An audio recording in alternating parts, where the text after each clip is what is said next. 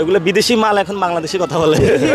যোগ্য হলো সন্ত্রাসী এবং খুনি, যে আমাদের ভাইদেরকে খুন করেছে। সন্ত্রাসী তো রাষ্ট্রপতি হইতে পারে না।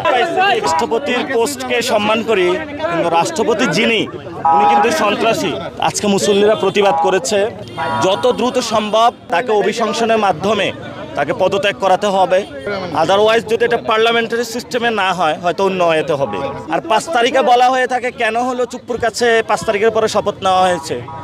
5 তারিখে তো আমরা ক্যান্টনমেন্টে যাই নাই। কারা ক্যান্টনমেন্টে গিয়ে হয়তো 5 তারিখে দেশে ছিলেন না মনে হয়, জন্য হয়তো জানেন না। বিদেশে ছিলেন। আপনি কি বাংলাদেশে ছিলেন 5 তারিখে? রাজনৈতিক দলগুলো যে গিয়েছিল দেখছেন না? এগুলো বিদেশি মাল এখন বাংলাদেশি কথা বলে। এবং খুনি, যারা আমাদের ভাইদেরকে খুন করেছে। সন্ত্রাসী তো রাষ্ট্রপতি হইতে পারে না। ভাই ঈদ সালামি পেয়েছেন? এই যে ঈদ সালামি বড় ভাই ঈদ সালামি। আজকে হাদি ভাই বেঁচে থাকলে হাদি ভাইকে দিতাম। হাদি ভাই জায়গা আজকে এই সালামিটা। ভাই এক মিনিট